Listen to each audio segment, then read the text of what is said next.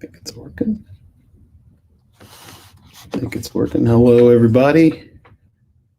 I don't see anybody in here with me, but that's all right. I'm going to give them just about a minute or two, and then we'll get started.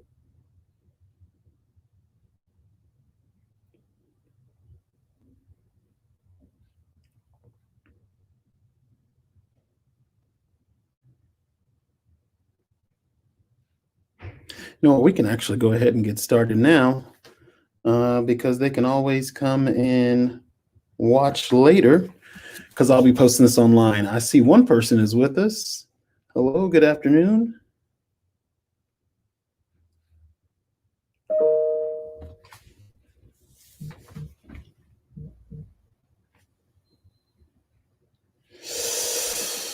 Let's see here. Somebody is.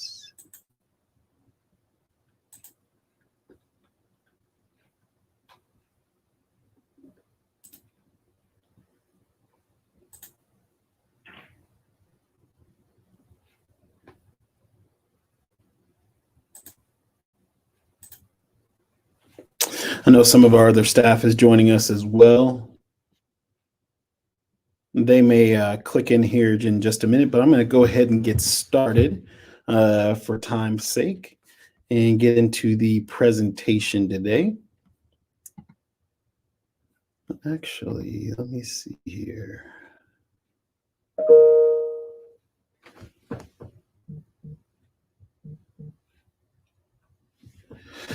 Anyway, sorry, people keep trying to get into the link. I want to make sure everybody has access.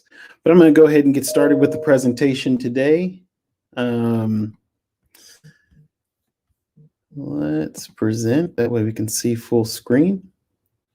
So today is just an information session. I know a lot has been going on and happening across the district, in the world for that matter. So I just want to present some information that pertains to Hazel Harvey Peace, your children, and the work that's been going on here to get us ready for the next phase of this school year. So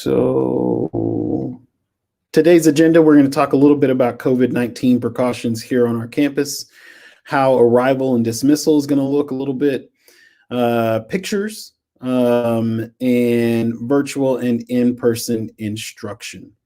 Also, Chromebooks and parent questions will be discussed today too. Now, I know some people are trying to get in. Hold on one second. Let me make sure I copy. Let me make sure I send this to the other teachers who want to get in with us.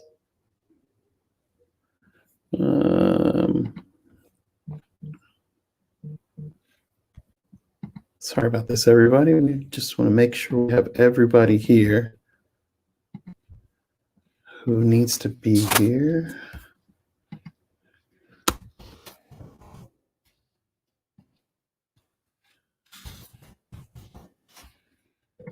And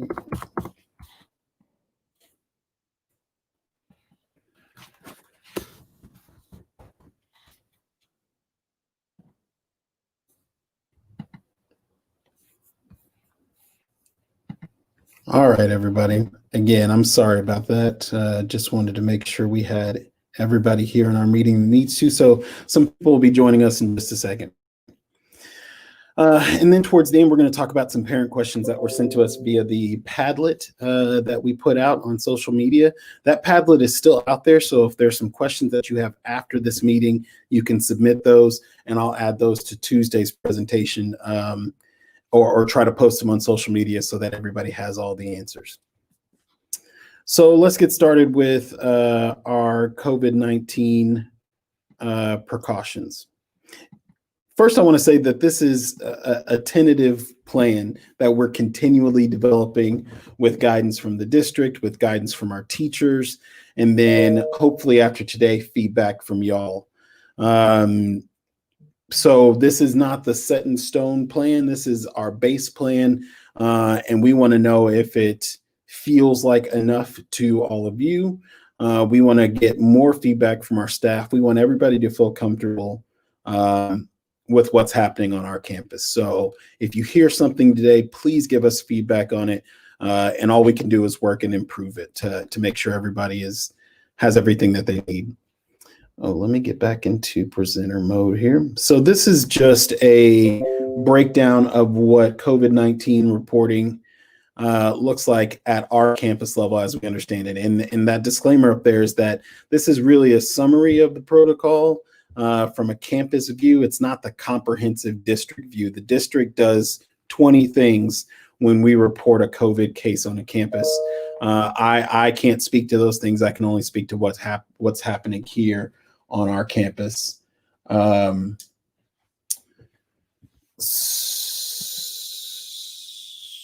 So the initial report, again, initial reports can come from outside of our campus, someone test positive for something, or the initial report could be in the form of a staff member sending a kid to the nurse because they're exhibiting symptoms.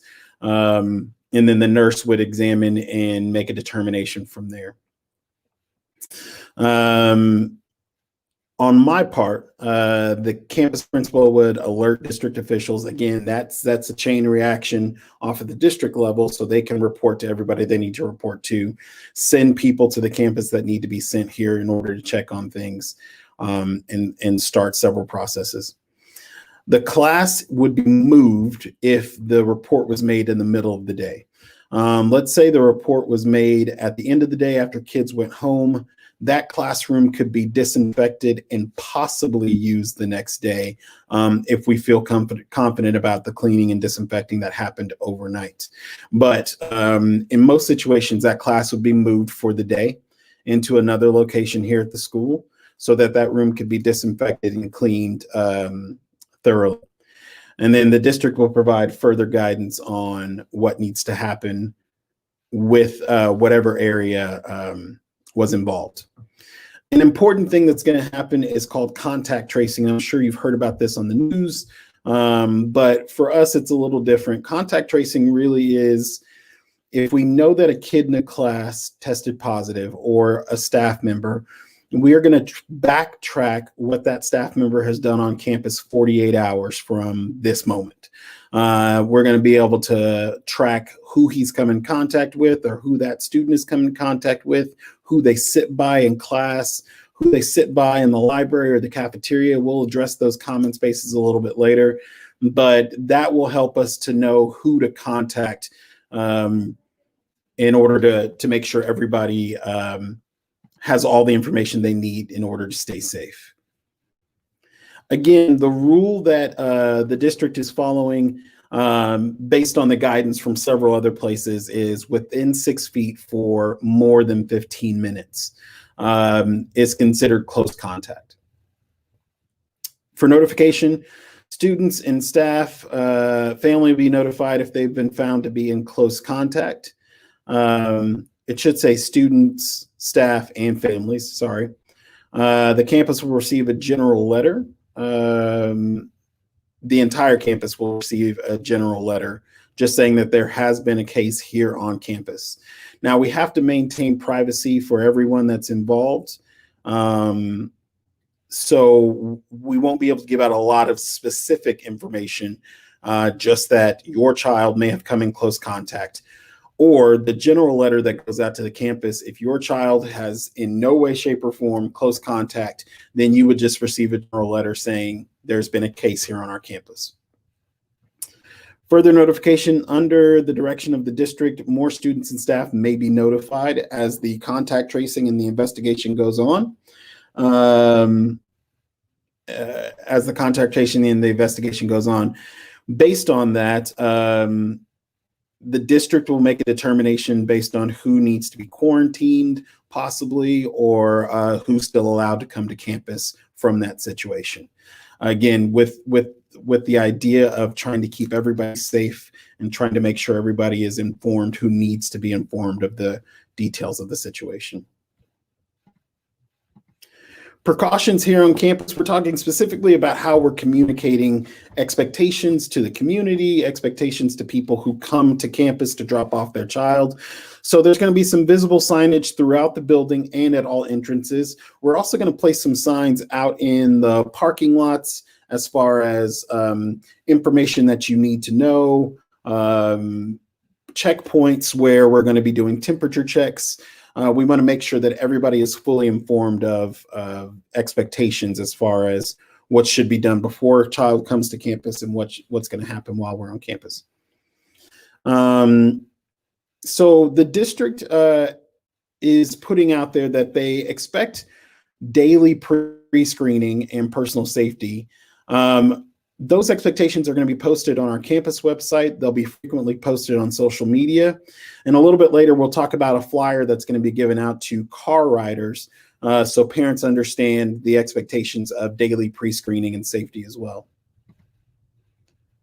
Grade appropriate posters will be placed in every classroom communicating student expectations for social distancing, mask wearing, sanitizing. Again, the teachers are going to be prompting and reminding students of a lot of this information, but we want to make sure if a student is at the water fountain, there's a sign there that says wash your hands for 20 seconds or sing happy birthday twice, and that's how you know your hands are clean enough.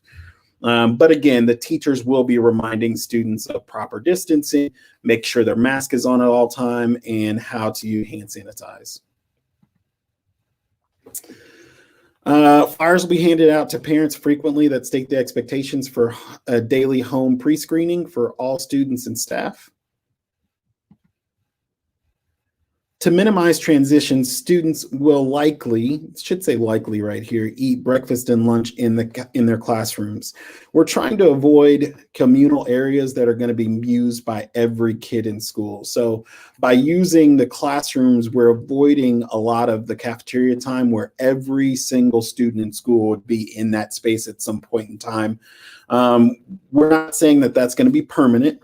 It's going to come with its own challenges, but if we feel like it's safe to use those large communal spaces, then we will. But at this point, our campus plan is to not have students in the cafeteria, in the library, or in the gym with other classrooms. Your child's class may end up doing story time in the library for a very specific reason. Or when they go to PE, they'll be in PE with their classmates all day. So your child will be with one group of kids, not multiple groups of kids throughout the day.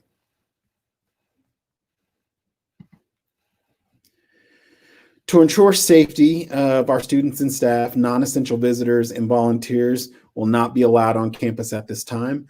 Again, those standards may change, but at this point, we want to be able to say with certainty who's around your children, right?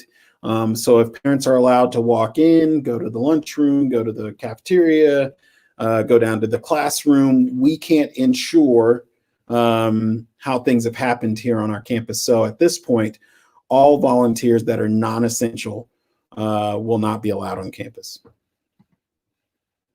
All Fort Worth ISD students and staff will wear masks while on campus at all times. Of course, the only time that this doesn't apply is when students are eating their lunch. But again, to minimize that, instead of an entire grade level in the cafeteria with their mask off, eating their lunch, it'll just be people in their class, and students will be at their desk, which will be distanced as much as possible. So again, to avoid large exposure of groups, we're going to keep the classes in their rooms as much as possible within reason. Students are expected to wash and sanitize hands frequently throughout the day, including but not limited to before and after transitions, meals and snack times, and while using shared spaces or shared items in the classroom. That last point about communal and shared stuff in the room. Usually you'd walk into a classroom and you'd see things like a bucket of markers or a bucket of pencils. If a kid's pencil breaks in the middle of class, they could just walk up and grab another one from the class bucket. Those things are being eliminated in the classroom. So your child will have their own individual pencil box from the supplies that you give. And if they don't have those supplies, you can always contact us, because we have a lot of community outreach resources, like local churches who are providing supplies for us. So we want your child to have their own supplies, and not share those supplies with other kids. And of course, that'll be monitored by teachers, but we want every kid to have their own property, and to avoid sharing a lot of things. If anything is going to be shared, it will be sanitized and held for a day. So let's say kids are using magnet letters in the class. Before we allow another group of students to use that magnet letter center, it would be disinfected, Lysol or Lysol wipes. And then the teacher would actually put it aside for a day to let that disinfectant do its job. And then that same center would be used the next day by other kids. So right now, again, I do want to take the moment to commend our staff. They've helped put this plan together, but they've also been working under some pretty tight circumstances, knowing they're going to have to put multiple centers together instead of just one center. Just another thing our teachers have done to try to make this transition easier for our families. Anyways, we're going to try to limit all shared items, and we're going to try to also make sure that the teachers are reminding students to frequently wash their hands, frequently use hand sanitizer that's located in the classroom. We'll see pictures of that stuff a little bit later on. So I want to show you the flyer that we're going to be handing out, especially to car riders, because those are parents that we're going to see every day, or parents that walk up to our campus to drop off their kid every day.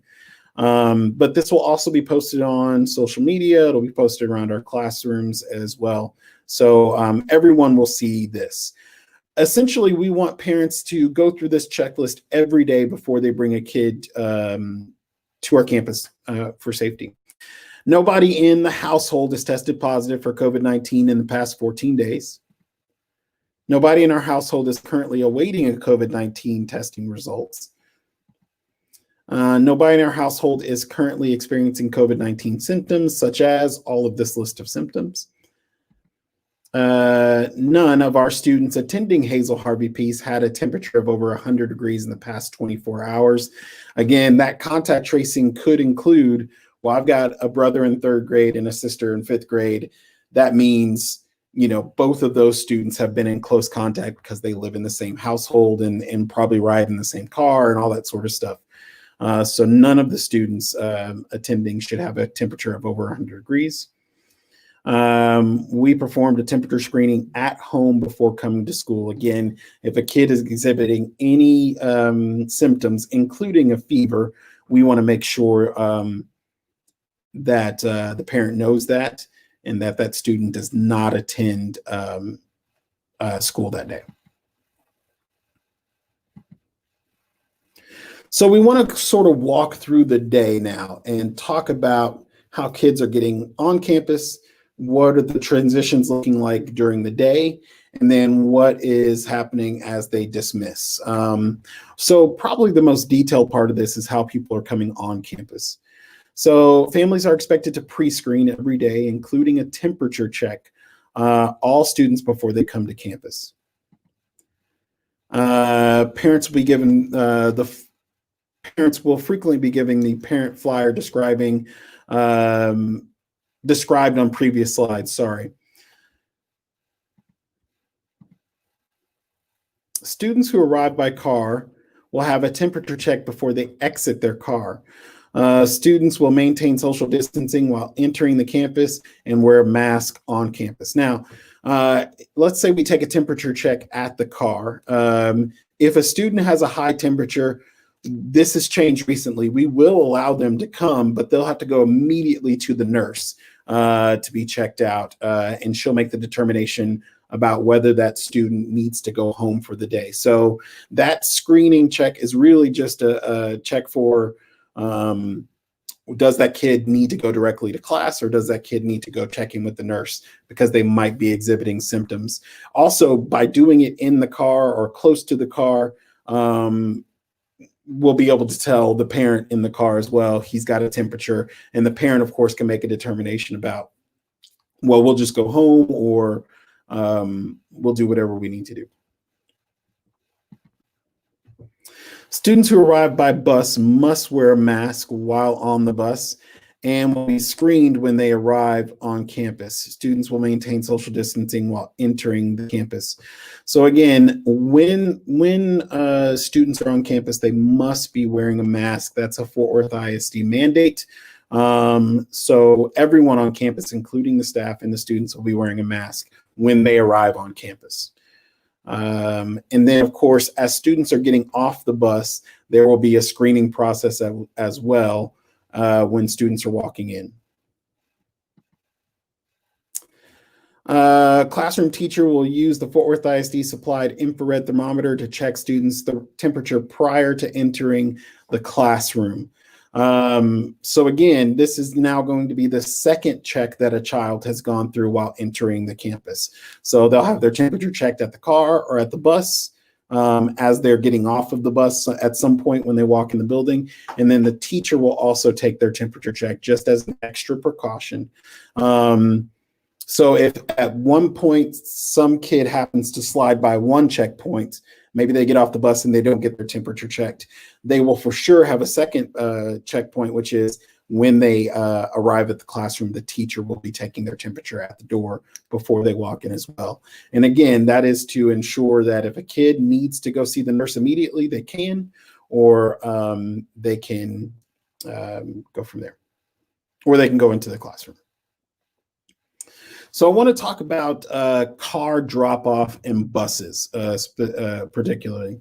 So this is an aerial map of our school, and you'll see that we're flip-flopping where kids are dropped off at. So the front of the school is for buses only, right? So that's on that Trail Lake Drive. Usually we would have lines of cars pulling in, and then they would go back out onto the street. Now this will be buses only and some of our special ed classes who will use a specific entrance as well. So this front drive cannot be used by any other cars on campus. I also want to warn, I know we have a lot of parents that will pull on the side of the Trail Lake right here and let their kid out on the side of the road. Just know the buses are going to be pulling wide. So we want to make sure your car is not in the way of buses getting out on that street. So if you are going to park and walk, make sure you're parking a little bit further down the street. But we highly urge you to use the car drop-off, which will be at the back of the school. We don't want anybody on this street if possible, because it's just not a safe situation. So from now on, if you're dropping your kid off by car, you can drive to this third entrance here. Here's the first. Here's the exit for the bus line, and then here's the side parking lot entrance. Somebody will be posted here on this front edge giving you flyers frequently throughout the week, maybe every other day or every day to start the school year. And then you'll come around the back drive and you'll hit one of these 3 checkpoints. There will be people there to open your car door for you, let the kids out, take their temperature, and then send them on the path into school. So you won't ever have to get out of the car or walk a kid up. You can just drive around the back. Somebody will be there to open the car door for you. 3 to 6 people, hopefully 6 people. That way we can be helping 6 cars at a time. And then your child can walk in. And like I said, go straight to the nurse or go straight to their classroom. On the back sidewalk here, there will be panther paws that are spray painted on the concrete that are 6 feet apart. So again, we'll be helping to train your kids those first couple of days on campus of how to use those panther paws. If I'm standing on a panther paw, my friend should be standing on the one in front of me. Or there should only be one person in between each panther paws for proper distance with a mask on as well.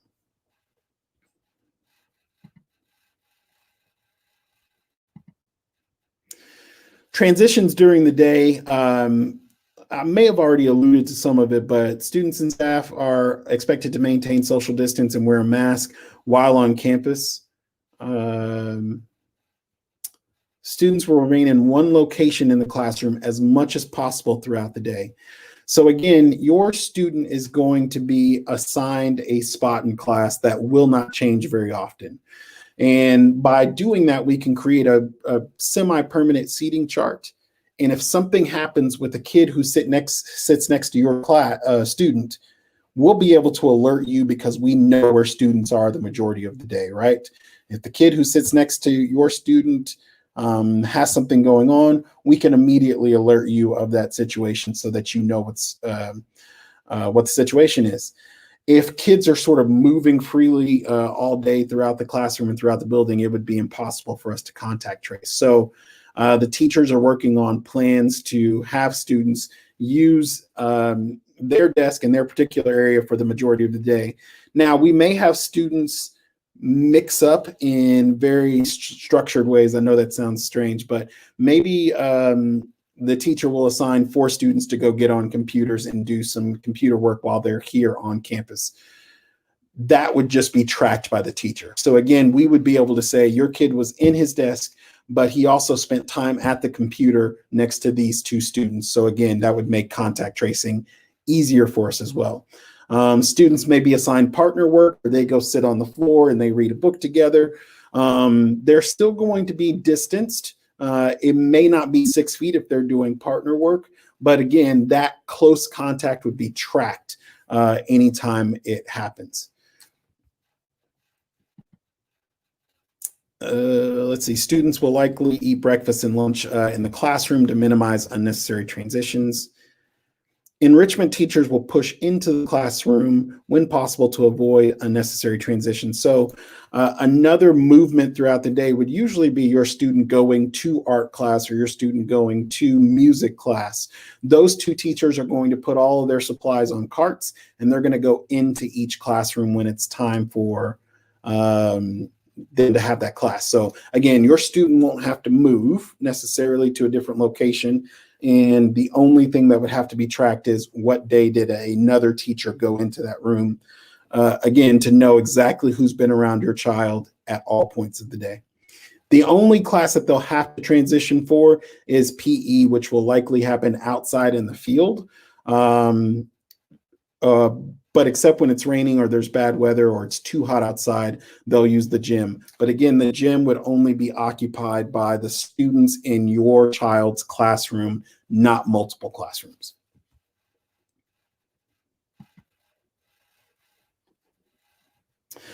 Of course, another precaution is pre-K and kindergarten classrooms have their own restroom in the class, which will be disinfected just like all the other restrooms in the building on a daily basis. And that will avoid contact in shared open spaces. 1st through 5th grade will use the hallway bathrooms. Those will be disinfected and cleaned throughout the day several times by our janitorial staff. We're putting a system in place that we hope is going to limit the amount of kids that are in the hallways or at the bathrooms in general at the same time.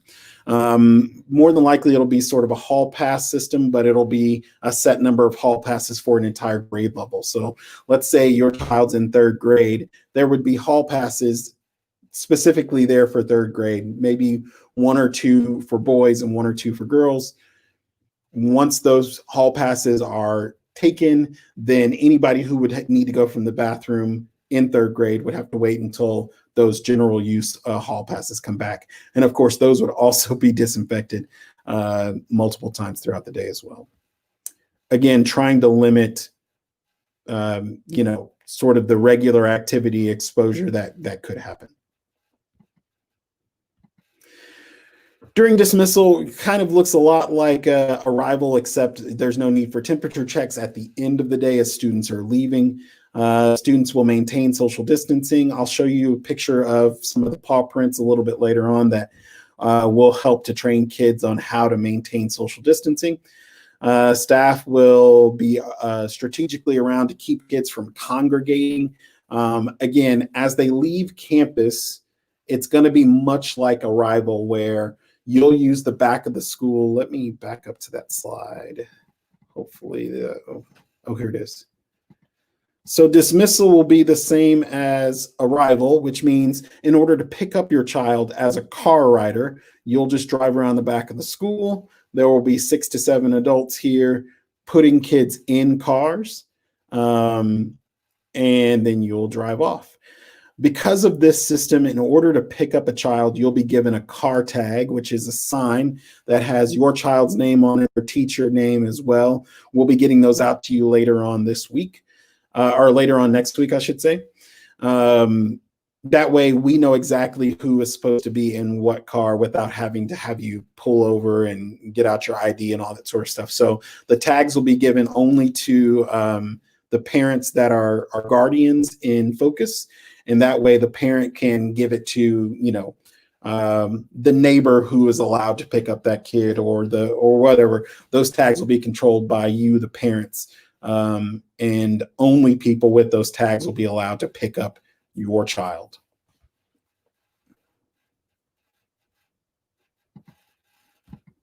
We already went over all this. Student dismissal. Signs will be used to identify designated exit points using signage visible to all. Families must be aware of exit procedures and encouraged to arrive at designated times. This, I'll take out this bullet because really we're all being dismissed at the same time except for our pre-K classrooms. But even pre-K will dismiss in the back of the building with their teachers.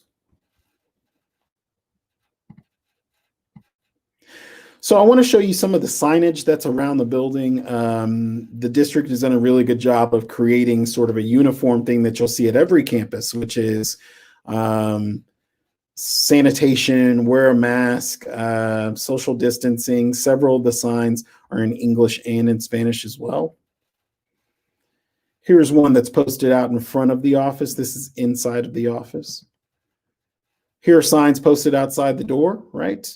Wearing a mask, social distancing, daily check-in signs. Here is the sanitation station and check-in station for the staff. The staff will also be using the little infrared guns there to take their temperature every day. To take their temperature every day. So even the staff is going through daily pre-screening in order to make sure they're not coming into the campus with something as well. Here is a automatic hand sanitizer dispenser. They're in every single classroom.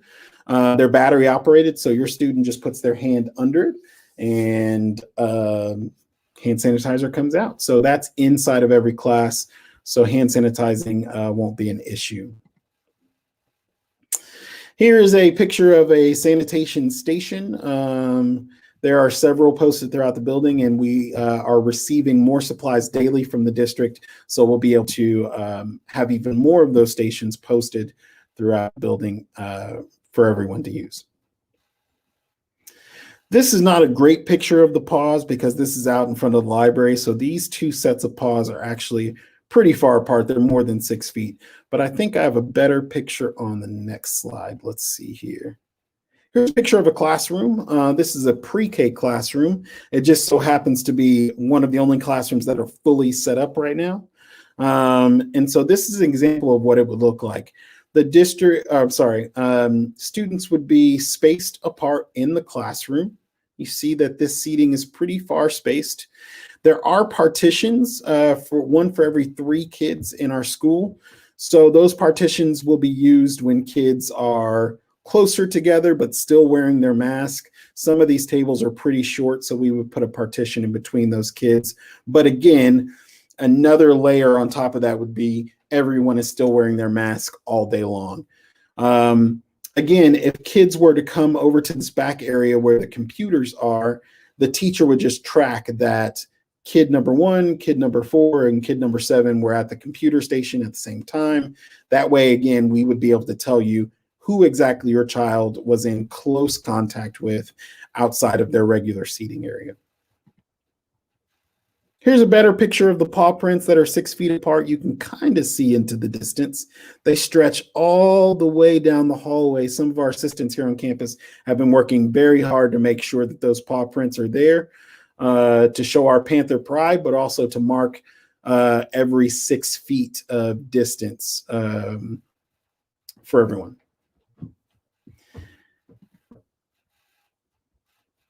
So before I move into virtual and in-person instruction, that was a very general overview of the safety precautions we're doing here on campus.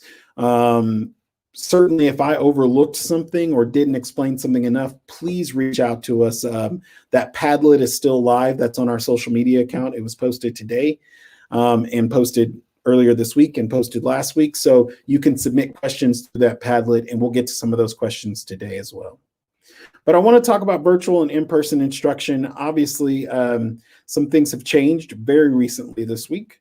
So I want to go over this timeline first because it's what's been changed. So again, teachers will formally return to work on September 28th. Now that's sort of worded in a bad way because our teachers have been working for since middle of June and July to get ready for this year. Several of them have been working at home to create multitude of lessons for your children. So our teachers have been working. Some of them have returned to work early, and then everyone will be back on campuses on September 28th. On October 1st and 2nd, there will be asynchronous instruction days, meaning there won't be any live lessons online with your teacher because that's a prep day for all of the teachers to try to get their classrooms together, to get some extra lessons done and recorded or prepped. So those will be work days next Thursday and Friday for the teachers. As far as the on-campus transition, the first group of students are allowed to come back to campus on October 5th. So pre-K, kinder, and first grade students will have the option to return to campus on October 5th, right? So that's not this Monday, but it's the Monday after that. Our youngest kids, the ones who need to get the lay of the land first, more than anybody else, will be allowed back on October 5th, while everyone else on campus continues asynchronous instruction. On October 12th, there's a teacher work day. So again, there won't be any instruction uploaded on that day. That's a district approved work day for the teachers. October 13th, second and third grade students will have the option to return to campus. So October 5th is for pre-K, kinder, and first. October 13th is for second and third grade students. October 19th, all remaining students will have the option to return to campus. So on October 19th, the campus will be fully open for all grade levels. Again, you have the option of continuing virtual instruction or coming back to campus in person. The surveys that have been posted on social media, on the district website, on our Class Dojo pages by the district is the official sort of sign up of whether you plan on returning in person or plan on returning to virtual instruction. So we really want to get those numbers accurate so that we can prepare for the accurate number of students who are going to show up on October 5th, October 13th, and October 19th.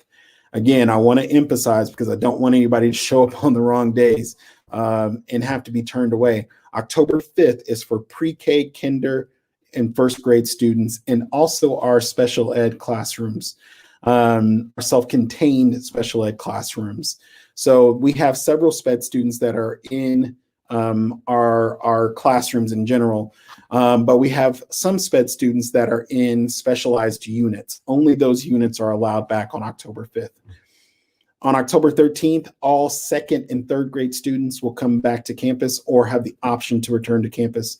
On October 19th, all remaining students will have the option to return back to campus. So again, just some differences between synchronous and asynchronous instruction. I think we're going to get to a lot of this on later slides, so I'm going to light this up just for you to see. But again, asynchronous means that assignments, content, everything that's uploaded for the teacher can be viewed, or for students can be viewed at any time, meaning that student does not have to tune in live to anything at all, and they'll still receive the same instruction that all of our other students are receiving. That second bullet talks about they're not required to show up at a particular time. The pre-assigned work and resources are available to students through Seesaw and through Google Classroom. Most of you are using Google Classroom, but some of our pre-K and kinder students are using Seesaw.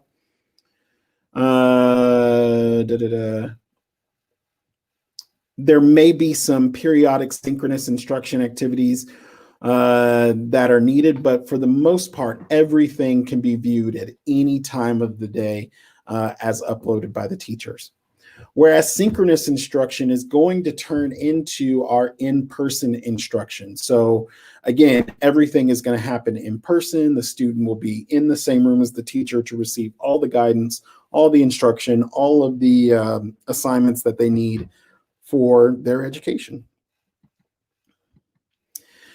There are some resources that I want to make sure that everybody knows about and that they're using effectively. The teachers have all been trained on how to use Seesaw, Pear Deck, and YouTube. Several of our teachers are uploading all their content, their entire classes to YouTube, hours of video a day, so that a student could tune in later on in the day or in the night and watch the entire class and receive that explicit first teach from the teacher.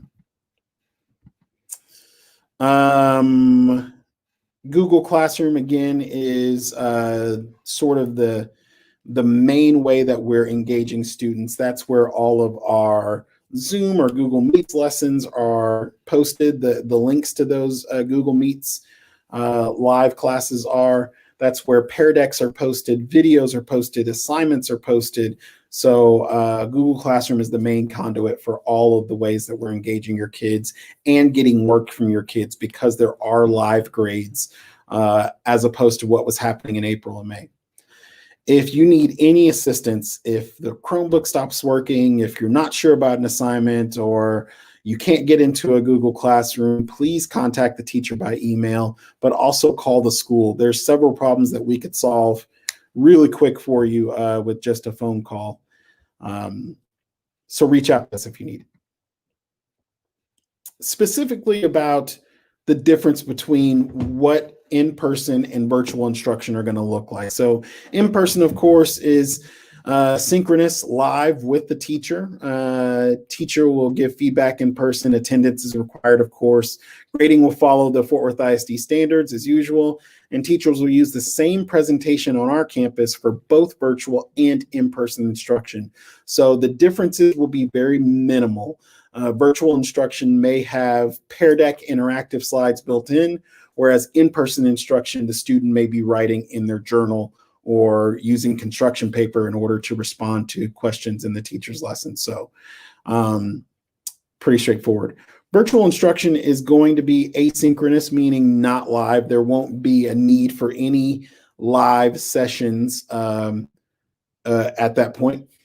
Teachers will give feedback through virtual tools like Google Classroom chats or Class Dojo or something along those lines. Attendance is required. Of course, attendance is tracked through daily engagement. So even if your kid's not going to show up to a live class for virtual instruction, they will have to turn something in every day.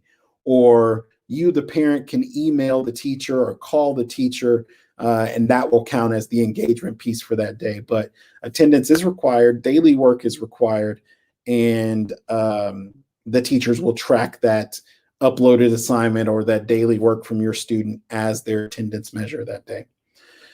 Grading will follow the Fort Worth ISD standards, just like in-person instruction, and teachers, just like in-person instruction, will use the same presentations in the classroom as they will for virtual instruction. And again, I mentioned this earlier, but parents will have the option to change between virtual and in-person at the end of each 6 weeks. I did want to show the campus website. I wonder if I can pull that up if it will show here. Anyways, the campus website has a lot of great resources. I may pull that up after I get out of this presentation. Not only our district campus website, but we've also created a Parent Hub website, which has links to teachers' websites, their emails, videos of the teachers introducing themselves. We'll probably be uploading some class tours there as teachers finish their classroom setup. And so a lot of great information on that Parent Hub website and on our district website as well. I know there's been a lot of questions about Chromebooks and hotspots. As we get more technology on our campus, we're trying to give that out as quick as we possibly can. The campus has given out all of its technology to this point. As we receive more, we'll make some more calls to anybody who's filled out the form, and we'll get those Chromebooks out to you as quick as we possibly can. If you need technology, you need to call the front office because they can actually put you on the ordering form from the district to get you a Chromebook or to get you a hotspot. That form has changed recently, so if you still need technology, you need to call us so that we can get you on the wait list. I do want to remind everybody that we have some families that don't have any technology. So I know some families have 4 or 5 kids and you're sharing one Chromebook. We're trying to make sure we're serving all of our families before we start doubling up on Chromebooks or iPads or anything like that. So we need to make sure every family has one Chromebook or one device at least per family before we start giving out duplicates to families as well. Some specific parent questions that were sent to us through that Padlet. Again, that Padlet was reposted on social media just this afternoon, so you can submit questions that I will try to answer at a later date. But just a few questions here. One submitted says, how will younger students and their class, if the parents are not allowed to walk them in, how will pick up and drop off work for kinder and first grade? So I assume that question is, how will younger students know where their class is if parents are not allowed in? So again, that first couple of days for kinder, pre-K, and first, we're going to have a lot of staff posted. We'll be checking students in at the door, and we'll be guiding them to the class. And so essentially somebody will be there to say, who is this student when you drop them off to us? And then we'll know exactly where that student goes because somebody will have all the rosters. And we'll be able to say, oh, this student goes to Miss Hollis or Miss Hopkins or Miss Washington, and we'll get that student to the right place. On the first 2 days, we may have teachers actually posted outside, so that way you can actually meet them in person. But again, we're going to be strictly enforcing social distancing. We may have your students sit by the teacher in their own square outside while the teacher greets people for about 10 minutes, and then she's going to take her class, walk them in as best she possibly can with some distancing practice, and get to work on that day. But we will make sure that students are not just roaming the halls. We'll make sure that we're sending people to the right place. The teachers will be posted out in the hallway at the very least, ready to just grab onto any kid that they see and make sure that they get to the right teacher.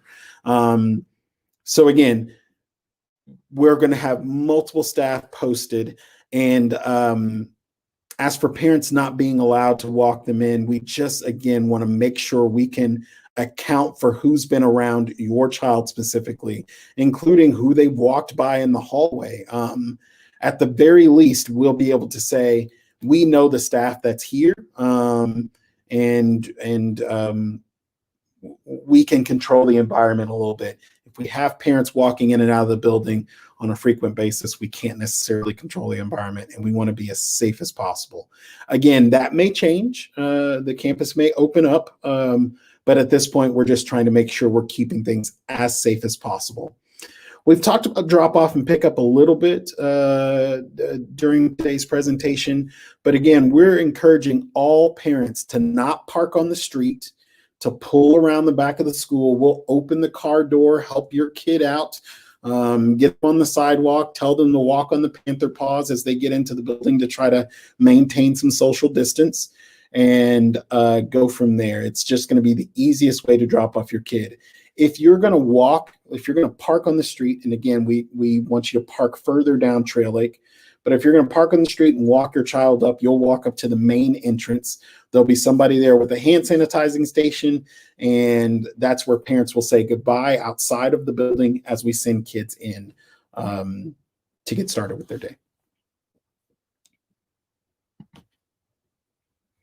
Another question, for parents that are working, will there be a after-school program for students to attend? Yes, it's the same after-school program. They're going to start on October 5th. We'll post that information on social media this afternoon. I think I have their phone number. So when I get that phone number information, I will post it to social media for those of you who are looking for after school programs. But it's the same program that we used last year, and they're also implementing some social distance and some changes to keep their program safe as well. Do we know the details of how learning will happen? I believe other districts and ours have said that both in-person and virtual students will watch lessons digitally and do all work digitally. Can you give any details? So if you're in person, we still are going to be maintaining an online class. Students who are attending in person may not do everything digitally, but we want them doing something digitally every day, because if that class has to close down, or if our campus has to close down, we'll just immediately go back into virtual instruction for all students. So that virtual classroom is still going to be up. Your kids' homework may be digital, or it may be pages out of the workbook if you're an in-person student. If you're a virtual student, remember, you still can come to the campus to get a set of textbooks. That way you can also be doing the workbook pages there. So again, your virtual setup may be to do page 17, take a picture of it using your Chromebook or your cell phone, and email it to the teacher or upload it to your Google Classroom. So not all work will be done digitally for in-person students, but some will. Every student will constantly practice that digital work, so that way our virtual classrooms can still be active and live if need be for all students. Can't wait until then. Also, would love to know how y'all are handling social distance and cleaning. So there is going to be a cleaning schedule throughout the building. Our janitorial staff will focus a lot on after school, making sure every class has been wiped down, disinfected, and cleaned, including high touch point areas. So computer keyboards and desk and handles, places where little hands naturally are going to touch, will be highly disinfected. Throughout the day, teachers are also going to have a cleaning schedule within their room. Your child may wipe their desk down with disinfectant wipes or something like that. Of course, if you're not comfortable with that, we can make arrangements, but teachers will also have high touch point cleaning throughout the day too. So if teachers are cleaning their own personal classrooms throughout the day, our janitorial staff is doing a deep cleaning of classrooms every night. They're also cleaning bathrooms frequently throughout the day, and any communal spaces that need to be wiped down as well are going to be cleaned frequently throughout the day as well. I would like to see what a classroom looks like and how social distancing will be practiced daily. Also, there have been on average 12 students in the virtual sessions. How will you prepare for children that will come to school that did not participate in virtual classrooms? That's a great question. So right now, as we look at our survey results, we see about 50% of our school is planning on remaining virtual, and 50% just about is planning on coming back in person. So it's very well possible that your class may have only 10 students in it, which helps with social distancing, of course.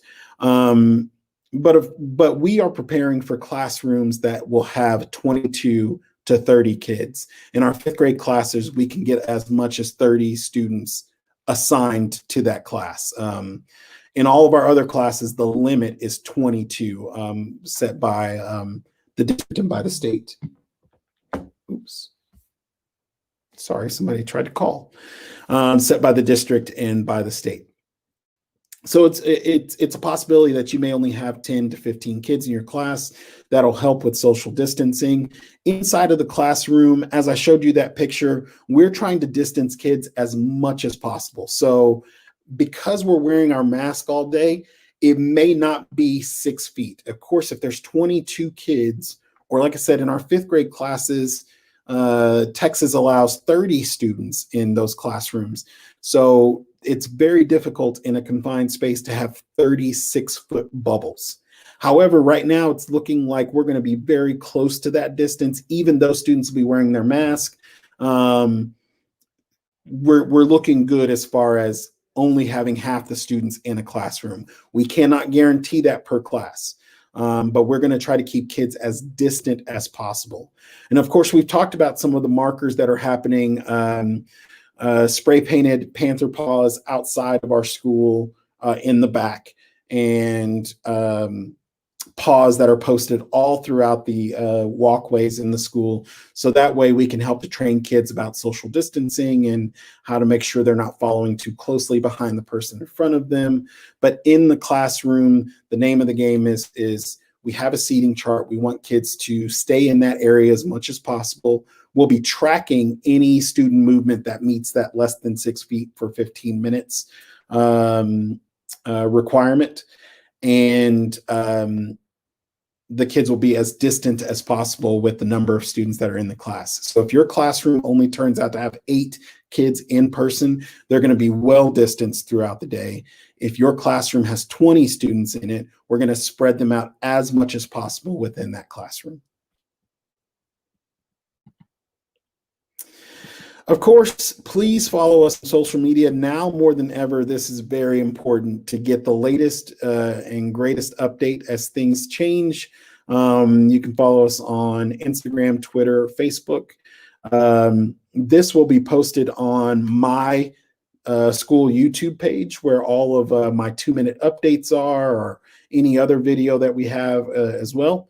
All of this information will be posted there. So follow your teacher's YouTube page, follow this YouTube page. That way you have multiple ways of knowing something, especially if things have to close down. You want to make sure that you're enrolled in your teacher's Google Classroom, that you're following your teacher's Class Dojo page, and that you're following us on at least one social media site. That way you'll have ultimate access if for some reason we're not here to answer phones or something happens on our campus. So now more than ever, we need to have access to you, and you need to have access to us.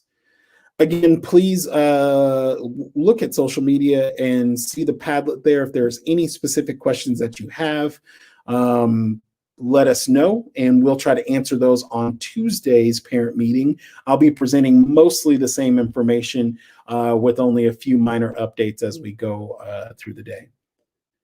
For those of you that can stick around, I'm going to see if Dr. Harris can actually jump on here and show us some PPE. I'm going to go get her from her office. But if you can't stick around, I understand. Thank you so much for tuning in. And again, let us know if you need anything.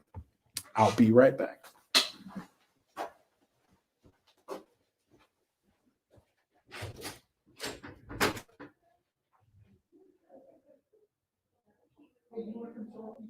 I know nobody did.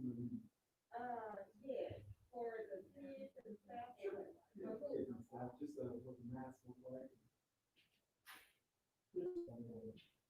No, come in when you can. Okay. I know, but you can come sit in here.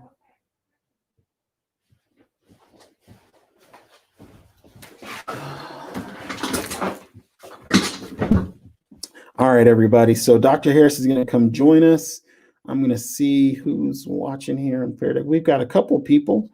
Will dress code be enforced? If so, what is the dress code? So the dress code is posted on the district website. I can also post that on social media if that helps.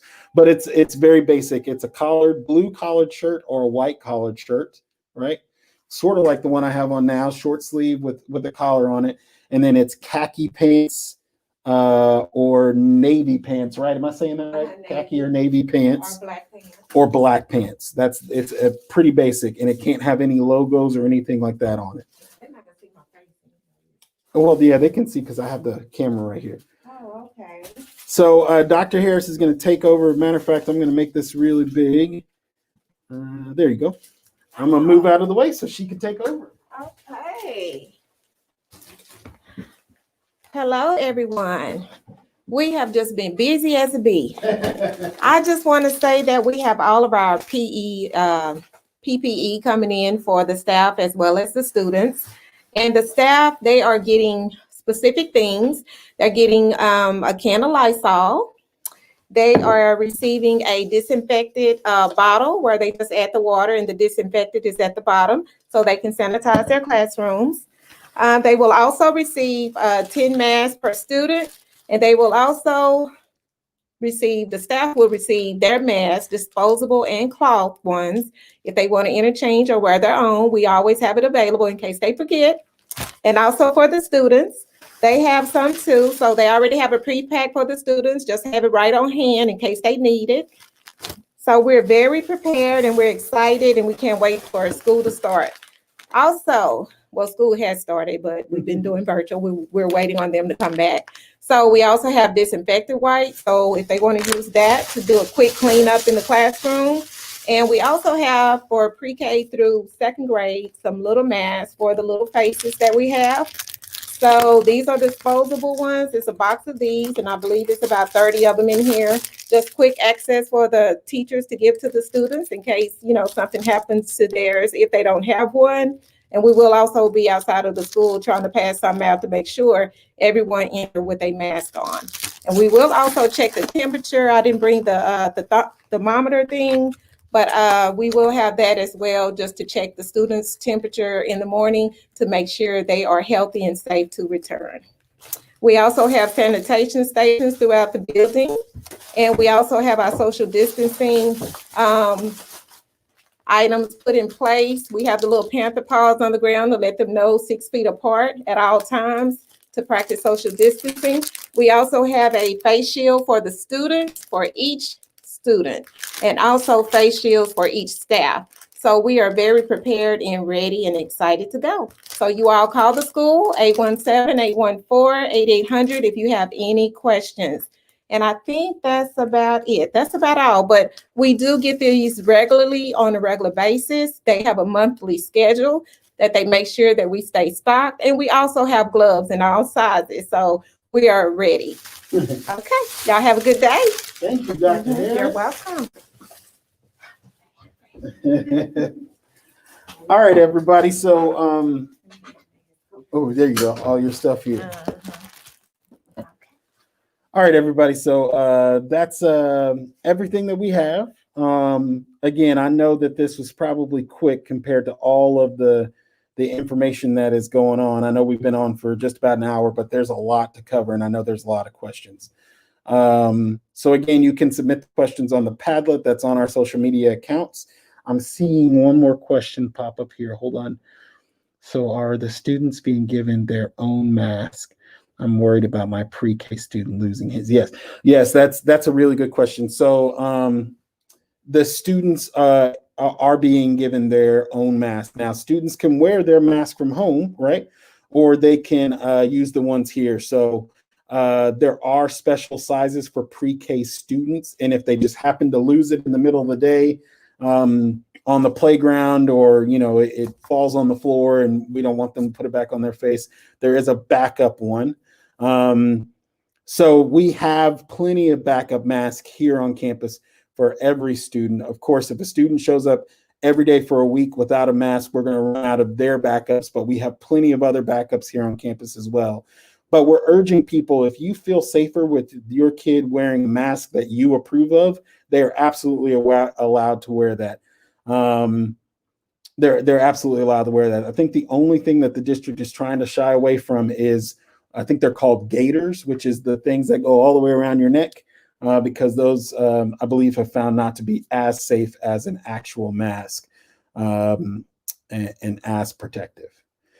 Now, the face shields that we have there, they are not required, but we have them as an option if need be.